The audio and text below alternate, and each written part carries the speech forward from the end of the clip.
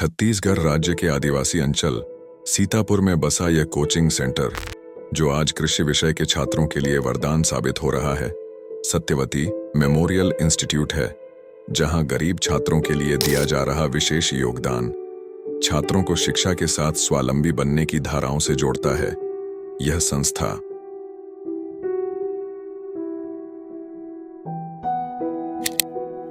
सत्य की जय।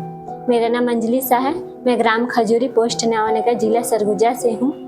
मैं 2024 CGPAT की छात्र, SMSI Satyavati memorial social institute की छात्र हूँ।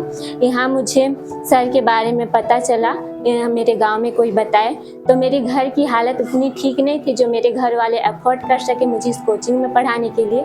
फिर मैंने सर से बात किया, फिर मुझे इस कोचिंग के बारे में सर ने अच्छे से बताया और यहाँ शिक्षा एवं सेवा दोनों होता है। तो मुझे बताया कि आपकी पूरी पढ़ाई की खर्चा मैं उठाऊंगा, आप आइए। तो मैं यहाँ आई, यहाँ देख के रही तो मुझे ऐसा लगा कि मैं कुछ बेहतर कर सकती हूँ मेरे जीवन में। और इस यहाँ पे आके मैं सर ने भी मेहनत किया, मैंने भी मेहनत किया और सत्यवती मैम की कृपा से आज मैं BSc AG काश प्रतापपुर में स्टडी कर रही हूँ, फर्स्ट ईयर की छात्र हूँ। और सर के बदौलत ही उन्होंने मुझे ऐसा बनाया कि मैं मड़ाई कल्चरल प्रोग्राम जो स्टेट लेवल पे होता है वहाँ मैं 4th पोजीशन लेके आई हूँ। जय, मेरा नाम अंकिता प्रधान है और मेरा ग्राम मुड़ा गाँव है और मैं रायगढ़ जिला से हूँ। यहाँ 2025 में मैं PAT कोचिंग करने के लिए सत्यवती मेमोरियल सोशल इंस्टीट्यूट में मैंने एडमिशन कराया। मुझे इस इंस्टीट्यूट के बारे में मेरी दी के थ्रू पता चला। मेरी दी जो है पिछले साल की छात्र है, वो मुझे बताई और मैं जब यहाँ आई, मेरा यहाँ आना लगभग 10 या 11 दिन हो रहे हैं। जब मैं इस इंस्टीट्यूट में आई तब मुझे अब बहुत सी चीज़ें पता चली। इस इंस्टीट्यूट में बहुत सी चीज़ें मोटिवेट बातें यहाँ पे बताई जाती है, जिससे हम पढ़ाई कर सकते हैं और उससे हमें बहुत ज़्यादा मदद मिलती है।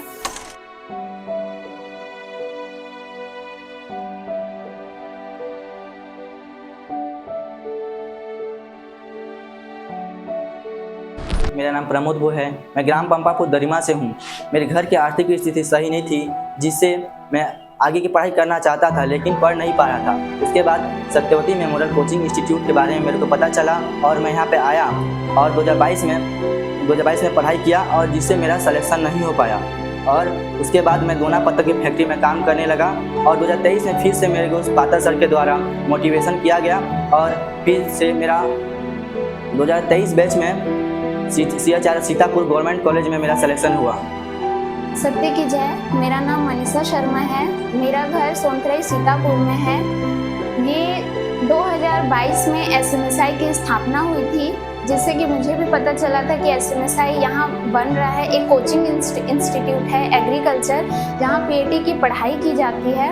तो मैं यहाँ एडमिशन लेने आई थी सर के पास। तो मैं यहाँ 2022 की फर्स्ट स्टूडेंट हूँ, पहले बैच की। तो मैं यहाँ एडमिशन लेने आई थी। मुझे बिल्कुल भी कुछ भी नहीं आता था पढ़ाई के मामले में, मैं कुछ भी एकदम ज़ीरो थी। तो मैं सर से मिली, सर से एडमिशन ली। तो फिर मैं यहाँ अपना पढ़ाई कंटिन्यू की 2022 में। यहाँ की सबसे खासियत बात ये है कि ये जो हमारी सत्यवती मैम है, ये हमारी इंस्पिरेशन है, ठीक है। मतलब इनको देख के मैं इतना ज़्यादा मोटिवेट होती हूँ कि मैं चाहे जितनी भी डिमोटिवेट हो जाऊँ, इनका चेहरा देख के मैं बहुत ज़्यादा मोटिवेट हो जाती हूँ कि हाँ, मुझे ये करना है तो करना है, मैं कर सकती हूँ। इनको देख के मैं बहुत ज़्यादा मोटिवेट होती हूँ। हमारे पातर सर, ये मुझे इतना ज़्यादा मोटिवेट करते हैं, बहुत ज़्यादा मोटिवेट करते हैं। यहाँ जब मैं पढ़ने आई थी तो 2022 में मेरा सिलेक्शन नहीं हुआ था। मतलब मेरी बहुत ही ज़्यादा तबीयत ख़राब हो चुकी थी।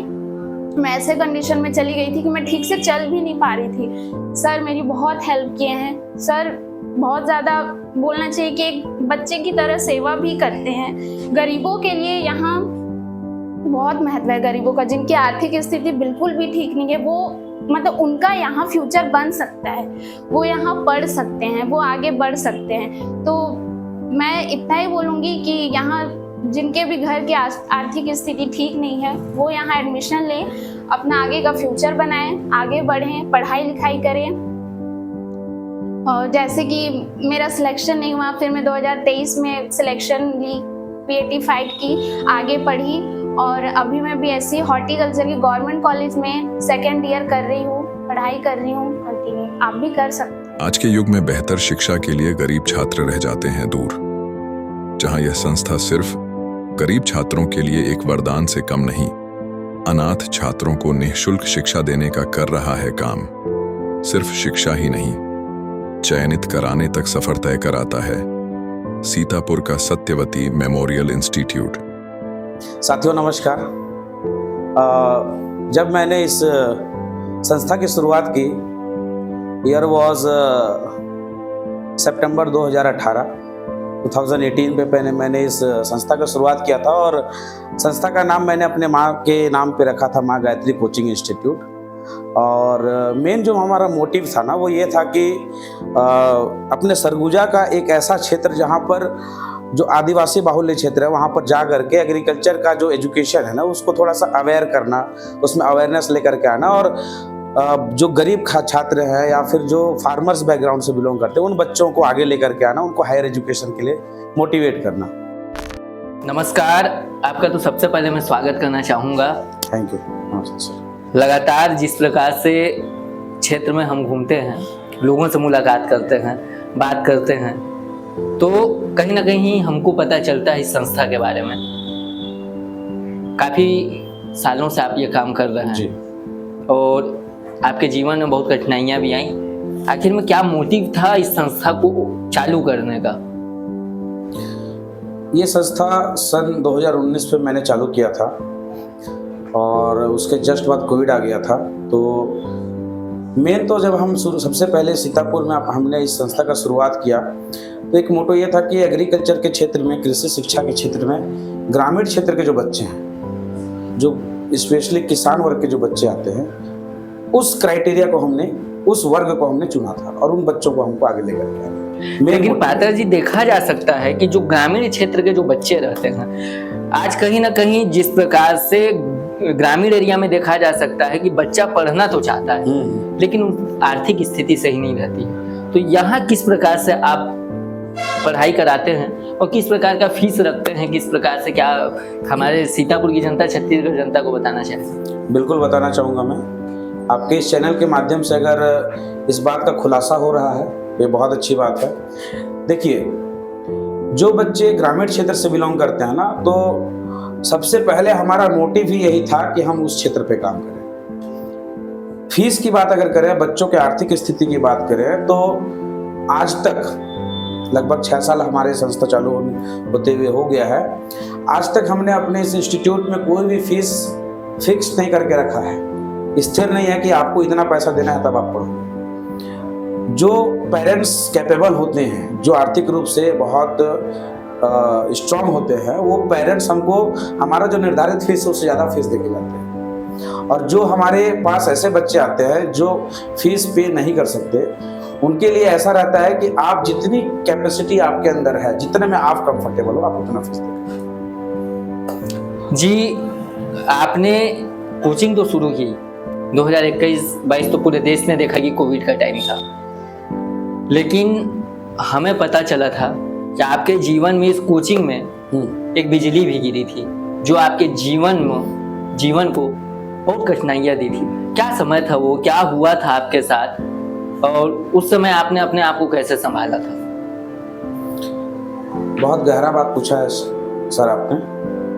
2019 में जब मैं इस जगह पे अपना इंस्टीट्यूट की शुरुआत कर रहा था, तो बहुत लोगों के द्वारा मुझे ये बोला गया था कि यार तू MSc एग्रीकल्चर करने के बाद सीतापुर में कोचिंग चलाएगा क्या, ट्यूशन पढ़ाएगा तू? बोला हाँ, करना तो है। तो उस टाइम पे एक शख्सियत थी जो यहाँ के श्यामा प्रसाद मुखर्जी कॉलेज में, सीतापुर के श्यामा प्रसाद मुखर्जी कॉलेज में केमिस्ट्री के टीचर थी, सत्यवती मैम। मैंने उनको अप्रोच किया कि आप आकर के कृपया मेरे इंस्टीट्यूट में पढ़ाइए बच्चों को, केमिस्ट्री का क्लास दीजिए आप। वो मान गई। जैसे ही वो यहाँ पर आई, आने के बाद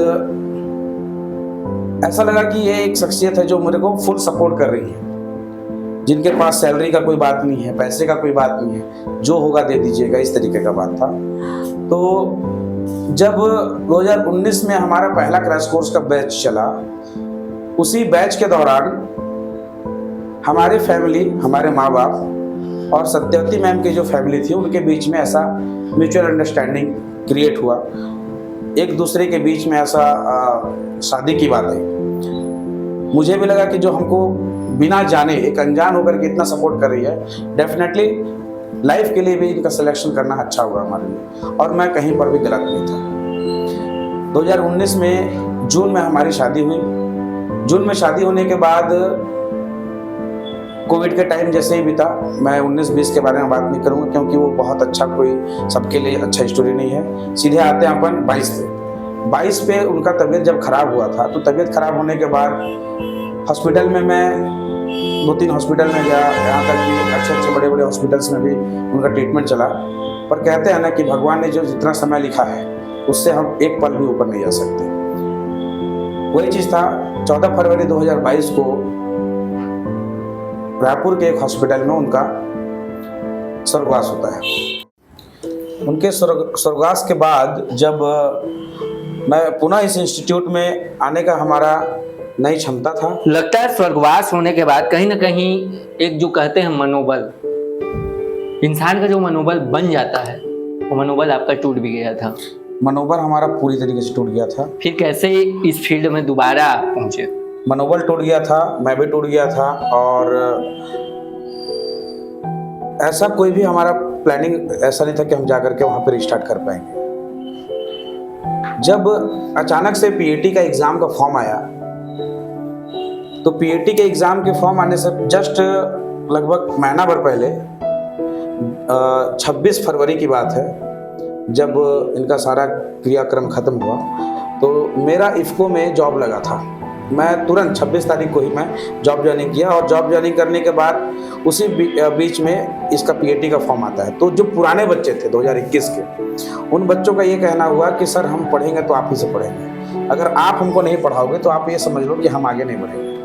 मैं बोला नहीं यार, मेरे साथ प्रॉब्लम्स चल रहा है, तो ये प्रॉब्लम्स कैसे मैं बच्चों के साथ नहीं आने दे सकता। बोला ठीक है बेटा पढ़ाऊँगा, लेकिन ऑनलाइन, मैं आपको वहाँ पर आकर के नहीं पढ़ा सकता, इतना क्षमता हम में नहीं है।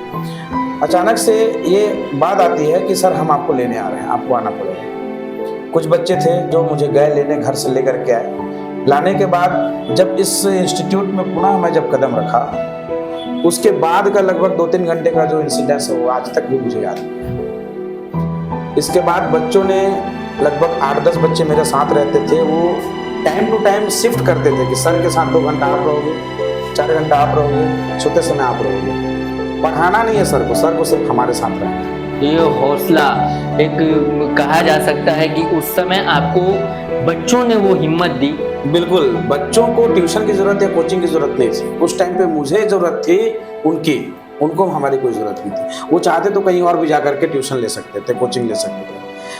वो बैच जब चालू हुआ तो कुछ नए बच्चे भी हैं, जिन बच्चों उस समय का जो माहौल था ना अपने इंस्टीट्यूट में, वो सिर्फ और सिर्फ दुख का था। कम से कम कंटिन्यू 6 महीना तक। उस दुख के घड़ी में भी आपने अपने आप को संभाला, बच्चों ने आपको संभाला, और उसका रिजल्ट आज पूरी छत्तीसगढ़ भी देख रही है। उस बैच में टोटल मेरे पास 25 बच्चे थे। 25 बच्चों में से मैंने 23 बच्चों को गवर्नमेंट कॉलेज में सिलेक्शन दिलाया था। उस बैच में जब उस टाइम पे 90% से अबव हमारा सिलेक्शन रिजल्ट आया, तब मुझे लगा कि यार अब मैं कुछ कर सकता हूँ। मैं उस समय फिर मेरा मनोबल बढ़ा और मैं सेल्फ मोटिवेट हुआ।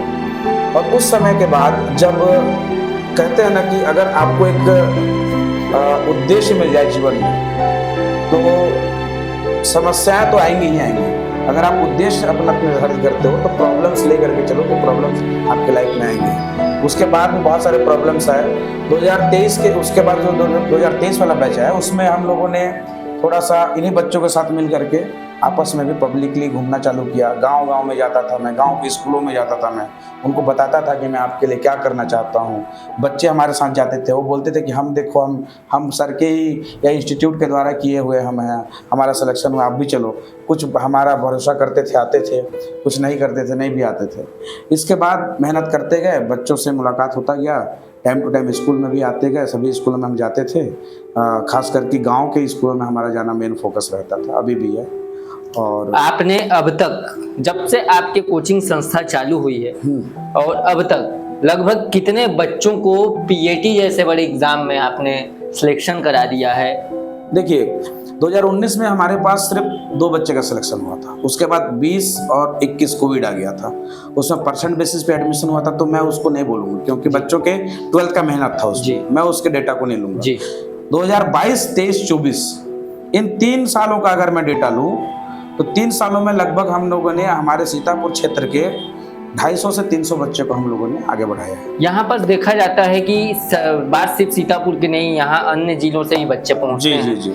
चाहे वो जसपुर जिले के हों, चाहे वो बलरामपुर से हों, मनेंद्रगढ़ से हों, इन आसपास के सभी जिलों से बच्चे यहाँ आ रहे हैं, पढ़ाई कर रहे हैं, कहीं ना कहीं उनको सक्सेस मिलता दिखाई देता है। बिल्कुल। हमारे यहाँ पर पिछले 2024 के बैच में कुल 6 जिले के बच्चे थे हमारे सीतापुर इस जगह पर, और इस बार भी 5-6 जिले के बच्चे हैं। जैसे हमारा जसपुर हो गया, जसपुर के बाद रायगढ़ हो गया, हमारा ये सरगुजा संभाग जो है जिसमें सरगुजा, बलरामपुर आता है, अपना बैकुंठपुर, कोरिया हो गया, यहाँ तक के बच्चे हमारे पास आते हैं। अपने कोचिंग सेंटर को लेकर के आपके जो सपने हैं उसको लेकर के छत्तीसगढ़ और सीतापुर की जनता से आप क्या कहना चाहेंगे? सीतापुर की जनता से मैं यही कहना चाहूँगा कि जिन बच्चे के अंदर जज्बा है, जो आगे पढ़ाई करना चाहते हैं, जिनके अंदर हौसला बना हुआ है, और अगर उनको किसी भी प्रकार की आर्थिक समस्या से वो जूझ रहे हैं तो वो आप हमसे मिलिए, हमारे SMSI कृषि कोचिंग के साथ जुड़िए, हम आपके सपनों को